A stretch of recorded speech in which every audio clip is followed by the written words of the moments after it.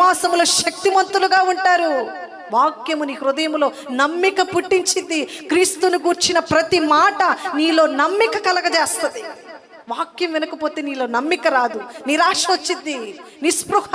వేదనలు చుట్టినప్పుడు విశ్వాసమే మనల్ని ధైర్యపరుస్తుంది. శ్రమలు చుట్టినప్పుడు ఆ విశ్వాసమే మనల్ని బలంగా నిలవబెడుతుంది.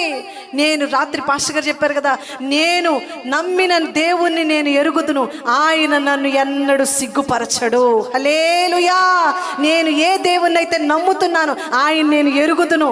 ఆయన సర్వశక్తిమంతుడు, సకలము చేయగలిగిన దేవుడు, అసాధ్యములను దాటించగలిగిన దేవుడు, సమస్తానికి ఆధారమైనటువంటి దేవుడిని నేను ఎరుగుదును. హల్లెలూయా. ఒకసారి అందరూ హల్లెలూయా చెప్తారా? హల్లెలూయా. నీ దేవుడు ఎలాంటి వాడో నువ్వు ఎరగాలి. నువ్వు ఎరిగితే ఏ విషయములో నేను ఆయన సిగ్గుపరచడు. హల్లెలూయా. మనము దేవుని